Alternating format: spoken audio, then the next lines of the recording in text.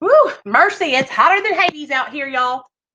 What's up, everybody? Welcome back to my channel, Real Talk Recovery, where we talk about recovery from addiction. And I share my life with you. Not today, though. Today, we are going to have a guest speaker today.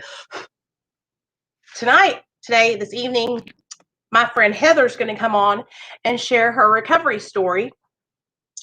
So we're going to get all set up. It is hotter than literal. It is so hot, you guys. It is so hot in Arkansas right now. Welcome back to my channel. Let me lower that. Hey, Misty. Hey, Lisa. Hey, Boo Bear. What's up, girl? What's up, you guys? I'm so glad to see y'all here. So, yeah, we're going to have my girl Heather on tonight. I'm really excited to have her. She's good people. I know you guys are going to enjoy this one because she is a good person. She is a good friend of mine from real life, from Arkansas. So she'll be here in about 5 minutes. I told her to come to let me get signed on and then to come on. So I said, let me get signed on and get the crowd ready. let me get signed on and get the crowd riled up and ready for your story. So what's up, everybody? I hope you guys are all having an amazing, amazing day. It is Monday. And yeah, I remember when I was in my addiction, it didn't matter if it was Monday, Friday, Thursday, or Tuesday. I hated all days. I hated waking up in general. But now I love waking up and I love being here with you guys, my recovery family, and I love helping others. So that is the plan for today.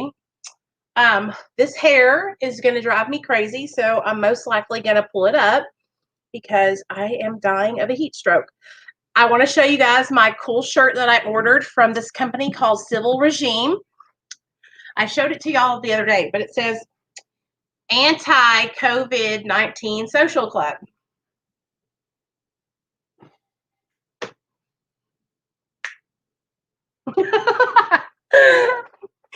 So my hair is looking crazy. I hope you guys are all having a good day today, though. So let's go. Let's read a meditation. We'll start out with a meditation, and then we'll bring Heather on when she gets here, okay? So today is the July 6th, or is it 7th? Today's the 6th, right? Yeah, 7/6. Okay, here we go. Let's read this right here. This is the courage to change. So many of us come to Al-Anon. This is an Al-Anon book. If y'all didn't know, my husband is also a recovering addict. So I am what you call a double dipper, a double whammy. My husband's an addict and alcoholic, and I'm an addict and alcoholic. So not only do I suffer with addiction, but I also struggle with codependency and loving somebody that struggled with addiction for a while. And if you didn't know this, when I got sober, my husband got sober also, but then he struggled a little bit in the middle there. So, but now I'm happy to report that we've both been sober I've been sober for 5 years, and I think Neil has almost 3, 2.5 maybe. So I don't keep track of his sobriety time, but I keep track of mine. So let me read this. So many of us come to Al-Anon feeling that we've gotten a raw deal from life. It isn't fair, we complain. Don't I deserve better after all I've been through? The prayer quoted in our Just for Today pamphlet may shed some light on this subject when it says, grant that I may not so much seek to be consoled as to console, to be loved as to love, for it is in giving that we receive. Instead of questioning what life is giving us, perhaps we might profit more by asking what we ourselves can give. By reaching out to help others in a healthy way, we move beyond our problems and learn to give unconditionally. Every moment can be an opportunity to serve, an opportunity to change our lives. Al-Anon offers us many good places to start, setting up chairs, welcoming newcomers, and leading a meeting. When we discover that we really can make a positive contribution, many of us find that self-esteem has replaced self-pity. Today's reminder. Today I seek to be an instrument of peace. I know that it is the most loving and generous commitment I can possibly make to myself. When people are serving, life is no longer meaningless. Ain't that about the truth? So that's kind of like what we're doing here. Heather's coming on to share her story, and by doing that, that's service work. And so she's living her steps in her life and being able to give back so freely what was given to her. So I think she's backstage. I see her little face. Let me get her on here. Hey, girl. Hey. You're perfect. Right on time. All right. Okay, so I was telling everybody that your name is Heather, but you can do all the rest. I'm going to let you take over and, just tell them a little bit about what it was like when you were growing up, then kind of how you got into your addiction, and now what your life is like now. Okay, I can do okay, that. Cool. Thanks for having me, Nicole. I really appreciate it. I caught the tail end of what Nicole was saying, and I was just saying a prayer, which was, help me be a channel and help me help someone tonight, right? It's not about me, even though I will get something out of this from just sharing with y'all and trying to help somebody like Nicole tries to do. So I think like Nicole shared earlier, we met in 2010, and that was when I started my journey of recovery. And I'm just going to kind of start, I guess, from my first drink, and then I'll probably flash back to like my childhood and stuff. So I had my first drink when I was about 14. And it was one of those like epic moments, even though I didn't get drunk that first time. I remember where I was in the car, who was in there, those kind of things, exactly where I was seated. We didn't have enough alcohol to get drunk that night, but it was peppermint schnapps, and I remember like the way it felt going down, and I know that's right. Yeah, that warm. Yeah, and it was like I went into the pool hall that night, and I acted very drunk, even though I wasn't drunk. And I think I just I don't know. My dad was super strict, and so I think it was just this active rebellion. But I knew that I really liked that, and then I wanted to do it again. And so I started to drink pretty much every weekend. And it really became a thing to where even at an early age, I did not drink alcoholically from an early age, but I loved it. I couldn't wait until the next time I could do it. It was kind of like nothing was ever fun without it again. Like if I went to a family function or a bunking party or something, it was like, even into cheerleading camp, like all the pictures of me, I know it's in my cup, which is whiskey. And so it was just like that, and Yeah. I can say this, that, I believe strongly in like a genetic component to this deal. I believe that some of us were born with a predisposition to be addicts, and I think I'm one of those people.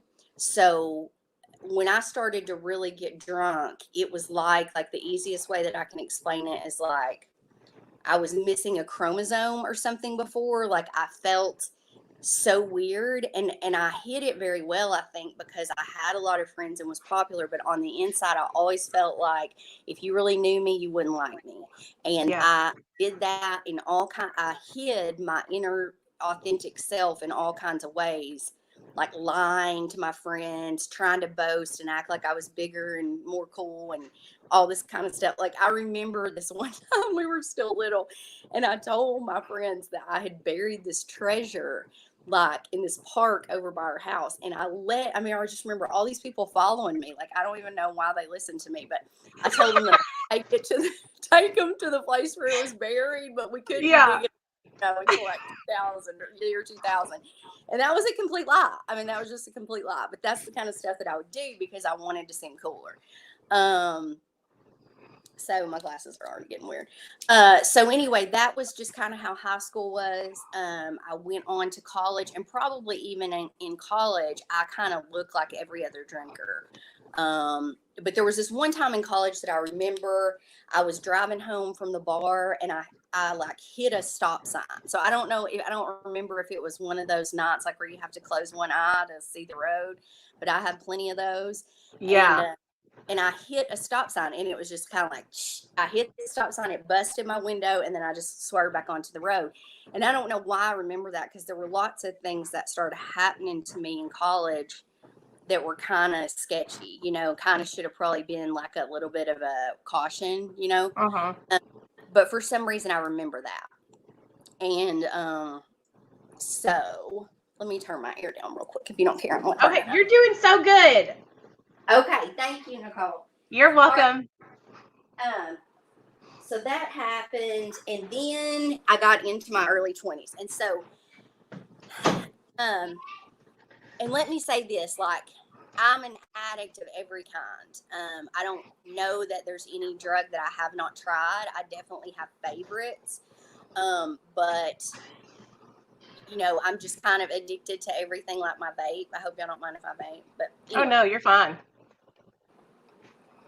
But luckily today, I don't have an obsession to use drugs and alcohol. So I'm going to kind of tell you about how I got there. So anyway, after college, another thing with me is that I've always been really codependent. And so after I moved out of my parents' house at 18, I pretty much always was living with a man, And so in my early 20s, I was dating someone, and I remember he was getting a job like out of state, and I was just like, I'll go with you, And I don't even know that he asked me to go with him, but I was like, I'll go with you.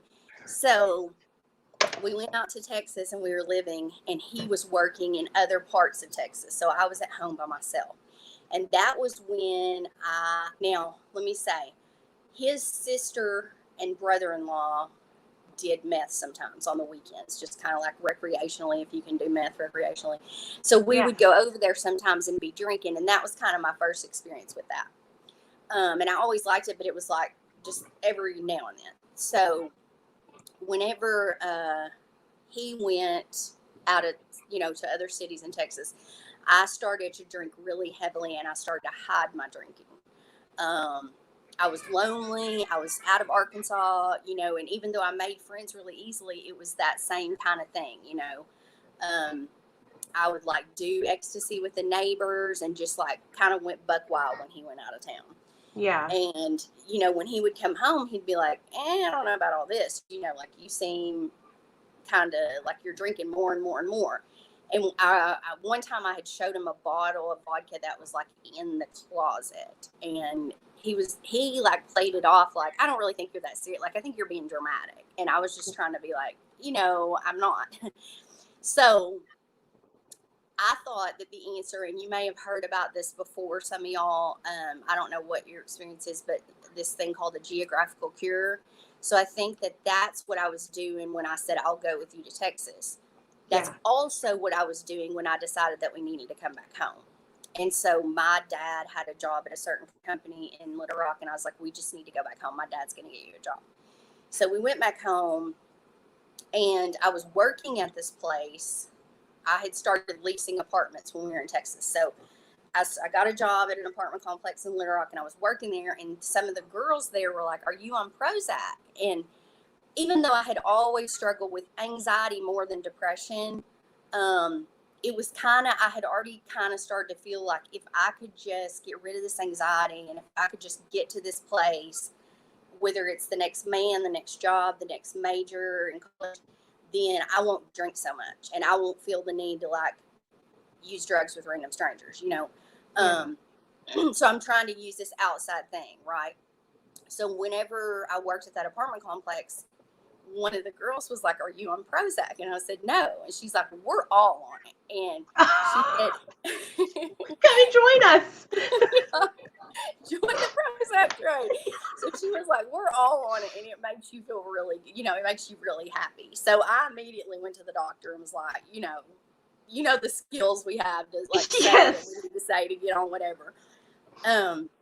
And I got on Prozac. And so what I think happened at that time was that the Prozac combined with all of my drinking, because I was a daily drinker at this point, kind of lowered my inhibitions even more to where I just didn't give a fuck, And so I went to get drugs one night. My husband at the time was in New Orleans. So this is like a pattern. If somebody goes out of town, it's like on, you know. So I went to get, he was in New Orleans. I went to get drugs from this person, and we ended up being together for the next 9 years, like from that night forward. And it was just crazy, you know, like one of my amends that I definitely owed was to my husband, because he was a very good guy. He treated me very well. I was just crazy, you know, I was really, really crazy. And let me say that I don't like to use the word crazy lightly, because I do still struggle with anxiety, and I have struggled with depression, and I know that mental illness is real. So I'm not joking around when I say crazy, but I was just, my decision making, I mean, that's what I mean. It was just like, I mean, I couldn't, it was just, you know, I was very irresponsible. I couldn't hold the job. I was just crazy. I mean, I was running just out of control. Out of control. Wild and out. Wild and out, girl. Yes. And so, I mean, you know, that's what was happening. And I ended up just moving in with this guy, and he was used a lot of drugs, you know. And so that was whenever that really escalated. And I don't blame him, because, I mean, I was already on that path, and obviously I wanted that kind of lifestyle. But, you know, our relationship was I was with him up until the time I went to treatment in 2010. And our relationship was very enmeshed. Like, there was no real abuse other than like we both were verbally abusive, because, you know, that just kind of comes along with being on drugs and alcohol together, and the come down of things, and being pissed off and being depressed. But we were just really, really close, and really, really, really enmeshed. And I think when you go down through there with somebody like that, you have this certain bond. He just passed away this last November, and it was very hard for me, because he actually passed away as sort of a side illness of his addiction, and he just never could get it, you know. And it was real hard for me emotionally, because even though we had not been together in years, I was still very close to his kids and that kind of thing, and so still am. But so the reason why I share that is because things had progressed. We had moved to a little bitty town, and we were living out in this trailer by his mom and dad, and my world became very small, and I was miserable. And so at that time, I had, you know, about 3 years of college. I had some really good jobs up until, you know, it took a long time for me to be like unemployable, except for that one period. Yeah. Then I became unemployable. So there was this gas station about a mile from our house. That was like as far as I could drive, basically, because I was so drunk all the time. I had gotten 3 DWIs over the course of this time. I'm in my mid-30s at this time. And I just decided, I had this boss who had told me that she had been to treatment in RCA. And I lived in Faulkner County. And I'm still living with this guy and everything. Things had gotten really bad. And I was working at this gas station. There was a girl there who drank just like I drank. So we were in a rural county, so we would have to drive like 45 minutes to the liquor store. And we would do that every morning. Every morning we Dang. Yeah, that's dedication. Yeah, I mean, you know, we would say that we're going to save part of the half gallon. You know how that goes. We're going to save some for tomorrow. Okay, so that never worked. And in order to go to work, we had to have that half gallon. So, but okay, let me say this. Prior to that, I had just been contemplating for a long time. My dog had died. There was an accident involved there that was part of me drinking, and I won't go into that because I'll cry my head off. But anyway, some things had happened that were big wake-up calls for me. And, you know, one of the things I've heard before, actually from Oprah, who's one of my people I love, that the universe will start whispering to you. And then if you don't listen, then it gets louder. And if you don't listen, then it starts screaming to you. And so I felt like the universe had started screaming to me that when you drink and use, you don't know what's going to happen. You can't predict it. You may run into some family on the road and be in a jail cell and be in a complete blackout, because I was a complete blackout drinker at this point. Yeah. And anyway, we were driving back from the liquor store one morning, and I remember telling her that I did not have any minutes on my phone. And so if we needed to call anybody, we were going to have to use her phone. We were driving back from the liquor store, and all of a sudden my phone rang. And I'm like, what the hell? Like, I thought I didn't have any minutes on my phone, you know? And I answered it, and the person said, Heather? And I said, yeah. And she said, this is Wendy from RCA. And so it was like that moment when I first drank. You know, it was like angels were singing. It was like, for some reason, I knew at that time that I was going to get sober. And let me mention a couple things. So the reason why somebody from RCA was calling me is because a few months prior to that, those things had happened. The universe had started to scream to me. And I had just literally gone to the library one day, got online, filled out an application for RCA. I knew it was a state-funded facility, so I got my tax returns saying that I didn't make shit, and I sent it all in. And I never did hear back from them for a couple of months. And then I got that phone call. And so they told me that I need to go to detox. I need to come into a 30-day program. And then I'll talk more about after that. But something else that I was going to mention about that. I don't know what it was, so I'm not supposed to say it, I don't guess. But anyway, I got ready into treatment. And so what was going to happen was my boyfriend was going to get sober while I was in treatment, and I was going to come out and live this happy life, right? So that was always my plan. You know how our plans are like. And so as far as, I haven't mentioned a lot about my spiritual program, and I really want to mention that because it's a part throughout my life. The thing that I love, I'm in a 12-step program. The thing that I loved about that was that you can choose your own conception of God, because I had been raised in a very conservative church growing up. And I really thought that I was like beyond help. I thought that God, whatever God was, you know, when people say God as you understand him, I think it's more like God as you don't understand him, because I still don't know what this higher power is. But I know, I'm 100% sure that there is one. That's all I can tell you, because I've seen so much evidence in my life. Here lately, I've been calling God her instead of saying him, you know. So I don't know. I don't know what gender. I don't know what form. I just know that there is a higher power. And so that's what I believe. And I remember praying when I was real little, like praying for my grandparents and my dogs. And they were the most important things to me, you know. And then as I got older and I started learning these things in church, it was very much hell and brimstone, or whatever you say. You know, it was like, you're going to hell, you're going to hell. And it was like a scare thing. Like, it was a scare thing, right? Yeah. And I didn't respond well to that. I still don't, you know. And so I just basically kind of used church as a social thing, and I never had a personal connection with God. And so for some reason, in fact, I was just looking at my journals the other day from right before I went into RCA, and I was writing all this stuff about God, you know, and it was just like, I guess God was slowly coming back into my life. And there was also a moment, one of the special moments when we were driving back from the liquor store that day.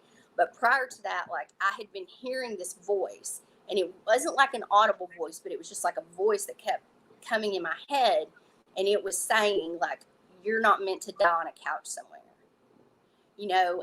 And I don't know what that was, but that's not something that I would say, or that, you know, it was just like, you're not meant to die on a couch somewhere, you know. Because I like literally used to get dressed before I knew that I was going on one, because I did not, if I died, I didn't want them to find me dead. You know, I kept thinking, I don't want my grandmother to know I'm dead, or that I'm naked when I'm found dead. I mean, that, you know, and I think that unmanageability that it talks about in the steps, some of that is, if I die, I die. You know, I mean, that was my mentality. If I die, I die, you know. But what I wanted to say about, I remembered what I wanted to say. Whenever I was with that guy, the 9-year guy, he had gotten into drug court, and he had to go into a 12-step program. It was court ordered. So I would go in there with him as a support, and I would go in there just drunk as shit and argue with the people and just be crazy, you know.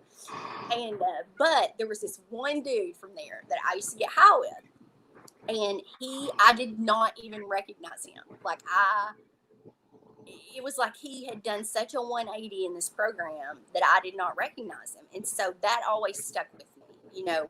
And so in those months leading up to going to RCA, I was like, that was in my mind. And I thought, you know, if I'm going to do this deal, I'm going to have to do it just like I drank. Like, I'm going to have to put everything into it. Yeah. And so after I got that call, I started preparing to go to treatment. And I went into treatment, which is where we cross paths. And I think that, you know, when you're in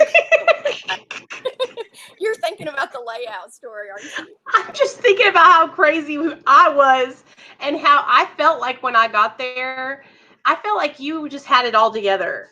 You know what I mean? Like, we're in treatment and Heather just had it all together. She had her own little room to the side where she could go and be spiritual. I mean, she just had it all together. And I was just like, wow, I wish I could have it together like she has it together.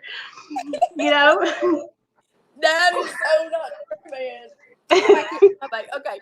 Yeah. I don't know why people thought that, but I would get really overrun because it was like jail. You know, I had been to jail a few times and it was so wild up in there. And you remember we were on what we called the ghetto side. The ghetto side, yes. So it would get so loud. My journal's like, these bitches, because I took my in there with me, you know, and I'm just like going off about everybody in there, like, I've got it, you know. It was a wild time in there because we had such a crazy group of girls. I mean, we really did. That playing of cards so loud and so obnoxious. That's why I had to make that room, because I couldn't take it. But anyway, I had my own issues. I cried for the first 2 weeks that I was in there. I mean, you have to think that basically for the past 20 years, I had been drunk and high. So I was coming out of a fog. And my emotions, all those emotions I had been pushing down, were coming up. And I can remember Miss Luana in there. She would say, "Why are you crying?" And I would be like, "I don't know." You know, I mean, like, I literally had no idea. It wasn't a specific thing. It was just the eruption of those emotions. And so when I was in there, my counselor, Miss Anita, God bless her soul, she did not want me to have contact with that guy. And I would go in there and read her these long letters that he had written me about how he was sober. And I'd be like, please. She would not let him come to family group. But weirdly, and I think this was also a God thing, I had this big thing on my side. And it was on the same thing. I still have it, as a matter of fact. It was on the same side as my liver. So I was convinced that I had some kind of tumor. You know, when you get sober, like, I went through that. I'm like, like, what is this? What is this? Because I hadn't felt in so long. And so for some reason, she let him come take me. I was convinced I needed to go to UAMS to the emergency room because I didn't have health insurance. And so she let him come take me to UAMS.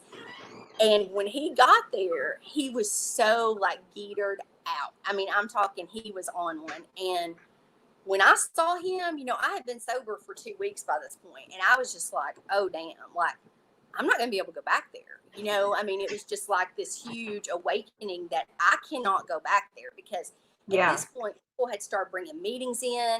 I had started really wanting to do this thing.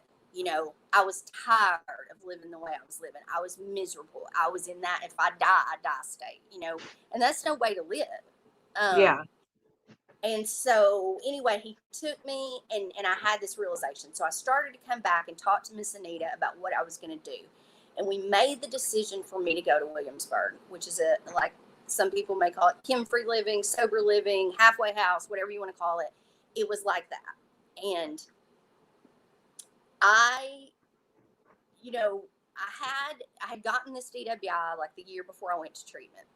And I still didn't have a driver's license because I hadn't paid any of the fines or anything. So I didn't have a driver's license, but I had a car. And I feel like this is another God thing because Heather, other than by myself, I don't make good decisions, you know. And I made the decision that I was going to, like, leave that car at my aunt's house where I didn't have access to it. And I was going to go to Williamsburg and ride the bus. And I was going to get a job. And that's exactly what I did. You know, I got a sponsor like they told me. I rode the bus from Little Rock to North Little Rock. I mean, sometimes I think about the willingness that I had back then. I'm like, damn, like I was just willing to do anything. And I was like on that pink cloud for years, for a few years. You did so good. Like you got in there and got busy, because I think I came after you were in there already, and it was like you had everything going on and had a job, and you would have your little books and you were walking around the hallway, and I just remember being like, okay, I got to get myself on track. And we were like, everybody, we were just right back to back behind each other, you know? Yeah. And, you know, actually, Nicole, the reason why I got, because, you know, Kroger Floral Department was my first job in sobriety. And I got that idea from you because you were already working at Kroger. Oh, yeah, I got the job at the deli. Yes. Yeah, because when we were still in treatment, you were talking about how you already had this job lined up. And I was like, you know, and so I started thinking about applying at Kroger. So you were actually the one that gave me that idea. And I was at that job for 3 years. During that time, I went back to college. And now it's not to say that it was smooth sailing. It's not to say that I didn't have issues. Number one, I got into a relationship way too early, because let me say this, and I'm not trying to give advice because God knows, but from my own experience, getting into a relationship. So the thing that hit the receptors that we know are food, drugs, and sex, right? So when you've got some little boy looking at you and saying you're cute, and, you know, and you don't have those drugs, that in itself is going to provide that dopamine rush where that's where you're going, you know? Yeah. And at 3 months sober, which is when we got together, you don't know who you are. You have no idea. And you have so much healing and getting to know yourself to do, that was a bad idea. So I had a lot of bad ideas, but the one thing that I did right was I got a sponsor and I worked the 12 steps. And through that, I had what we refer to as a spiritual awakening. And so I know, Nicole, that your page is about all kinds of recovery. And my opinion has changed a lot from the very beginning. Because in the beginning, when I was first working in the treatment field, I was very much, and you probably know, 12 step, you know, I have become very open-minded. You know, I have worked at the methadone clinic. I'm a big advocate of medically assisted treatment.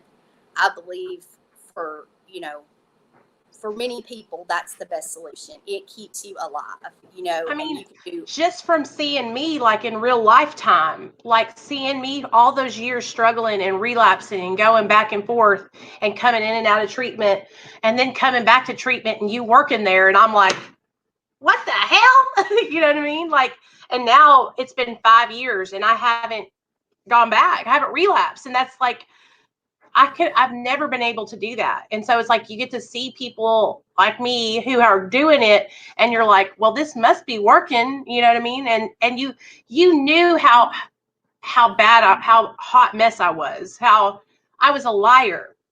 I was lying in the treatment center, having my husband bring me drugs up to the rehab. I was a liar. I was a manipulator. I was everything. And now it's like, that's why I'm so glad that people are changing their minds about maintenance medication and being more open to like including us on recovery. You know what I mean? Because I feel like for so long it was just like we weren't included. You know what I mean? Like there was you weren't welcome if you were on maintenance. You were told that you were. That's Yeah. you know, and I'm so glad that it's becoming more acceptable too. And like, you were actually one of the first people that I was like, you know, made me take a look at it, because I saw you getting your son back. I saw you, you know, being a wife and living a productive life and having this channel and helping people.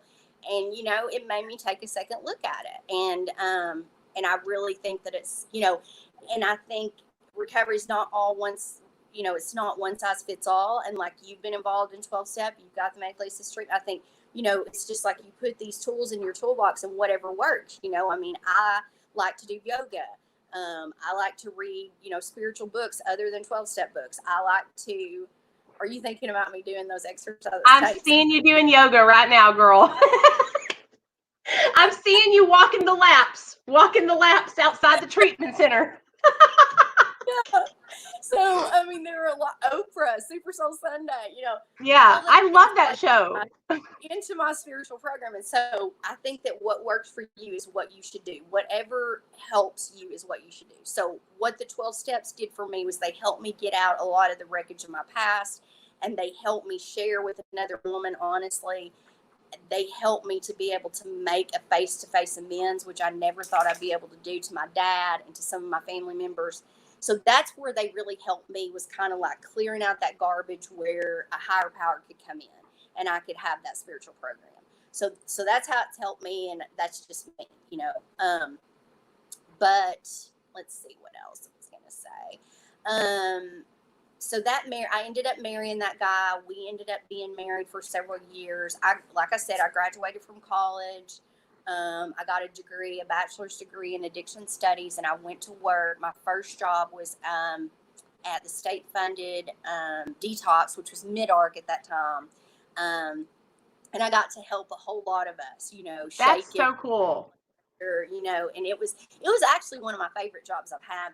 It was a great start. Because you get to see all kinds of different people in, like, I feel like when they're coming in, like, state-funded centers are like people that have no insurance, they're homeless, they're destitute, and you get to see them go from being like nothing and just dying into being alive again. It's like they're having their life blown back into their bodies, and they're like, I'm alive. I know. Yeah. I still see some of them at meetings, and there's this one guy, and he's always like, thank you for being so nice to me at Mid-Arc, because there was a lot of people there that was their second job. Not saying I'm like the best or anything, but they would be kind of tired and whatever. Yeah. And I was straight out of college, so I was like, hey, you want your blood pressure taken, or you want a Gatorade or whatever. So that was my first job, and I've had a couple of different jobs in recovery, and that's I have to say that I think working in recovery, it's important for me to do like an ego check, and to realize that I don't know more than other people. And this is the way that I look at it, is every day I wake up with untreated addiction. So the first thing that I do is I hit my knees and I pray and pray and pray throughout the day that God will help me be a channel and that I can help someone else, and stop fucking thinking about myself, because that, is my main downfall, is that I will get in my head. And my sponsor, she has taught me, I guess you could call it mindfulness or grounding. That's something that we call it in the treatment industry. But for me, it's about, my favorite color is yellow. So she taught me, look for stuff that's yellow. She said, whenever you're driving, when you're driving to Kroger and you don't remember even getting there because you're in your head so bad, she told me to look around and look for stuff that's yellow. And, I can remember like driving to work just recently and realizing that I had seen the Simmons Bank building for the first time, because I'm so in my head. But it's like, I remember what she taught me about look around, because it is like a fact in my experience that you cannot think about yourself and worry and your problems and all this shit if you are looking at the world and if you're paying attention. You see all kinds of things. And I work downtown. I see all kinds of stuff, all kinds of people, all kinds of murals, all kinds of everything if I'm paying attention. And that's one of the ways that I try to get out of my head today, because that's really important. The spiritual aspect's really important. I was going to ask you, or at least I've experienced just having this channel and like getting burned out on just like giving of yourself all the time, and then not having any time to where you're getting something back. So when I was able to go to that Mara meeting last week and be with other people in real life, it was like, I went to church and caught the Holy Ghost or something, because I'm always up here like sharing and giving, and talking with people. And then I was able to go in there and hear other people share and it was just like it was like a relief, because I was getting so just like, oh, you know what I mean? Like just burn out. Yeah. Like I heard you use that empty cup analogy earlier, and that's so true. I mean, it may sound cliche, but you can't pour from an empty cup. You really can't. and you have to get filled up. And that's why I still go to as many meetings as I do. And during this COVID time, I've really caught on to the Zoom meetings, and there's all kinds of great online meetings, y'all, which, you know, there's Nicole, and there's tons of, I mean, we live in an age where it's really, really cool, because if you can't get out, if you've got your kids, if you've got whatever, you can always jump online and find somebody that's recovering and that's talking about recovery. Yes. It's amazing. Like, I can't even believe it. When coronavirus hit, I was like, okay, we're going to 7 days a week. And then we started doing Zoom meetings with other people. And I was just like, I never have to get dressed again. I'm just going to lay in my pajamas for the rest of my life. It was great. Well, now you got in person. Is it called Mara? Yeah. Mara. I'm so glad that's in Little Rock now. That's so I awesome. know. I didn't even know about it. I was literally crying my eyes out. I was so happy. I was driving up there, hey, baby, and I was shaking because I was so nervous. And then I went in there, and it was like, finally, my people, you know what I mean? Like, people I can relate to. It's so easy. I mean, I'm not trying to say it's easy for people that go to Narcotics Anonymous and Alcoholics Anonymous and Cocaine Anonymous, because they have these fellowships that are established, and they walk in, and they're people, you know. And it was like the best feeling in the world to be able to go and not have to worry about not mentioning about my recovery story, and being able to tell the whole story and not just parts of it, you know. And it made me so happy. Like, I'm still like on cloud 9 from last week when I went, you know what I mean? Like, I can't wait till the next one. I'm really excited. How often do y'all? They're doing them every other Friday. So the next one is going to be on July 17th. And then it'll skip a Friday, and then the next Friday, and then skip a Friday, and then the next Friday. Oh, that's good. You should come. Anybody's welcome. Like, anybody can come, but it's like, you know, it's kind of like for us, by us. You know what I mean? Mm-hmm. Yeah. And there's so many people. I know you know this because you work in the treatment center. There's so many more people that are on maintenance medication than you even know. Like, you wouldn't even know, you know? Right. Yeah. I mean, yeah, I could talk about that all day, because I've met so many people that, like, you wouldn't know, because they're living their best life. They're living their authentic life, you know? And so, okay, a couple more things I just wanted to say about the relationship aspect is, you know, I'm divorced from that person now. He ended up, after several years of sobriety, going back out. That was a huge, difficult time in my life and in his life. And, you know, I felt like, even though we were successful in that first year and past that first year, and we got married and all of that, it came later. The storm came later, that sometimes happens in people's first year. And so that came later. And, you know, I'm dating again, but I'm trying. And I know. I've been looking. I saw pictures, and I said, who's that man? But this time, I'm really, really mindful of what I don't want and the mistakes that I have made. And my sponsor's keeping me in check about it all the time. You know, we're both in recovery, and we put our recovery first. We really, really, really do. There's never a time. I mean, there's been plenty of times when it's like, nope, I'm going to this meeting. It's not date night because I already have this plan. Or, you know, he does a lot of service work. I'm trying to do more service work. We're just trying. We haven't moved in together. We haven't gotten engaged. You know, we're taking it really, really slow, and we're just dating. And I think this is the first time in my life that I've ever done that. So it took me a lot, you know, to get to this. That's hard, because I remember you and the guy that you were with before, and how y'all were intertwined, kind of like me and Neil are intertwined. And Neil struggled with his sobriety when I got sober, so I totally understand. And that was the hardest thing for me to do, was to not relapse with him when he was doing all his crazy stuff. And so I'm just like, I think back to that time, and I think, like, if I hadn't already been dating him and had a baby with him, then it would have been so much easier than to just take care of myself, you know, and get sober on my own.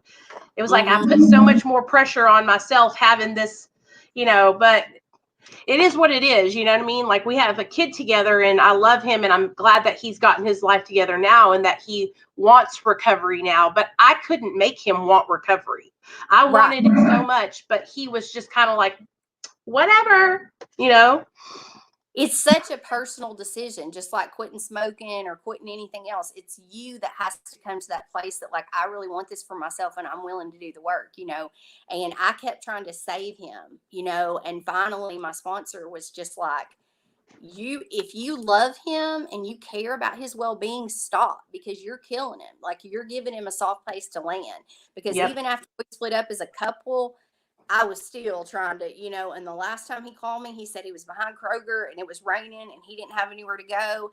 And I said, you have a list of men that you can call. Like, I'm not your girl anymore. I can't be that person for you anymore. And that was one of the most freeing things, for me. And I think That's because hard to do.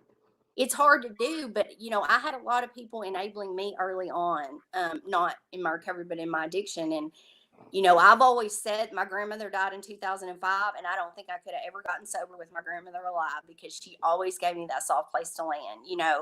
Yeah. And so, I mean, I could talk all day about that too, because I've gone to some Al-Anon meetings, for that very reason, because anyway. But so today, what I do is I live life one day at a time, and I realize that whatever I'm going through, that God, my higher power, she is going to give me the strength that I need to get through it, And when I start worrying too much, I either look for something that's yellow, or I go to the bathroom and say a prayer, and I just believe that I'm going to be given the strength to get through it. I just believe that whatever it is, somebody's been through it and somebody's gotten through it. Yeah. And that we're sitting here sober, every single one of us are miracles. You and I know how much miracles we are, because we You, saw each me, other. and Christy. Every Yeah. time I think about either one of y'all, because we were all so damn crazy, I'm like, recovery is a miracle. It is possible. If Heather can recover, if Christy can recover, and if Nicole can recover, then anybody can recover. You know what I That's mean? right. Oh, Yeah. Lord. Right. But I guess that's about all I have to say. Just thank you for asking me, and I'm so I proud love you, girl. I want you to come on anytime, as much as you want. You could come Yeah. on every week if you want to. I'm trying to get more strong women to come on and just share. I mean, you could even have your own, if you ever want to do this once a month or something, you could have your own Heather's Recovery Time on Real Talk Recovery, where you come on. I don't have to be up here with you. You can go live and have like a little live stream recovery meeting. Like, I want this to be like a community channel for anybody in recovery to utilize, Yeah. I think I really do, Yeah. because, like I said, I'm trying to get more into service.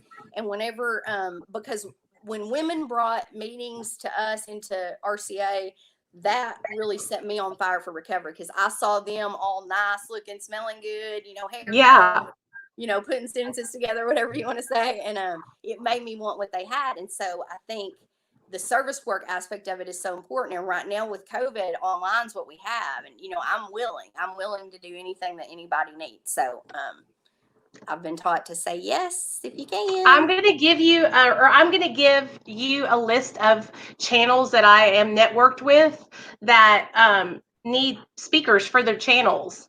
And you can be all over these. One channel, I think he's in Utah. The other channel's in California. So you'll be all over the United States telling your story virtually. It could be your own TED Talk, girl. Heather's TED Talk. But anyway, I love you so much. Like, you have no idea how much I love you, and I'm so proud of you. And it really was such a good feeling. I keep on going back to 2015, but I remember not having Nate, and you were in there, and I thought, there's Heather. I know Heather. Like, I'm gonna be okay, because I just was so. Losing Nathaniel was the worst thing that could have ever happened, but it was also the best thing that could have ever happened to me. And I walked in there and I was like, she's a damn counselor in the treatment center. Like, what? You know what I mean? Like, she's a counselor. So I'm going to be okay. And then there was Oscar, and it was just such a good place for me to be with other people, even though I was still manipulating and still lying, still trying to get away with stuff. It was just like, I felt like I was going to be okay, because I knew people there that had been through things with me before. It was like a comforting thing, Yeah. And so I've always looked up to you so much for being able to go and get your degree and be able to like really help people because you're educated. You know, that's such a huge accomplishment. And I'm so proud of you. Well, thank you. And what you're doing is just important, girl. I mean, with this peer recovery, I think it's really, really an awesome thing that we got going here. And that's what you're doing. I mean, you're like a peer recovery person. You're talking one on one, and a lot of times that's more powerful than what I got. I mean, I try to do both, but anyway, I'm proud of you. That's what I'm trying. I'm proud of you too. We're kicking ass. Damn deal. All right. I love you. I love you too. I'll talk to you later. Okay. Okay. All right. Bye. Bye. Sorry, you guys. I get a little emotional when I talk to my people. So that was my good friend Heather, and she's an amazing woman. And if any of you ladies out there are struggling, or you want to connect with another strong woman, virtually, you can reach out to me. I'll point you over to Heather's Facebook page. She, I'm sure, would not mind talking with anybody on Messenger. And I even want to start out, you guys. I want to get because I'm trying really hard to get more women here to Real Talk Recovery, because I don't know what it is. It's just so many guys reach out to want to tell their story. And so I feel like we've just been super guy heavy. Like, we've had a lot of men on the channel. And so I'm really trying to reach out to women. So this whole week we have women coming on to share their stories. So we started out with Heather. Then Wednesday we have Christy, and then Friday we have Leanne. But then next week I want to do a whole week of 7 days of 7 women. And so really, because I'm a woman, I can relate to other women's stories. And I know a lot of you guys that watch are women. And so I'm not going to not have guys on, but I'm trying to do like a full week of women. So like I said, just reach out to me and I'll point you over to Heather's Facebook page, y'all. And if you need support with anything, just reach out to me. You can text me or call me anytime. But I love you guys. And I knew y'all would enjoy Heather's story because she's just a good chick. And I know a lot of you girls can relate to her. And I think I saw somebody asking about getting into a relationship. Can it be a positive thing? And I'm just going to tell you guys this. Being in a relationship in my early recovery was very difficult. And so if you're not in a relationship when you get sober, just stay by yourself. Just stay by yourself so that way you don't have to worry about somebody else. But I love you guys. I'm going to sign off here because I know y'all heard my son in the background squealing the whole time. I'm going to end this video and upload it and put a good picture of my girl Heather on the front of it. And I'll see you guys tomorrow night at 7 p.m. Central Standard Time.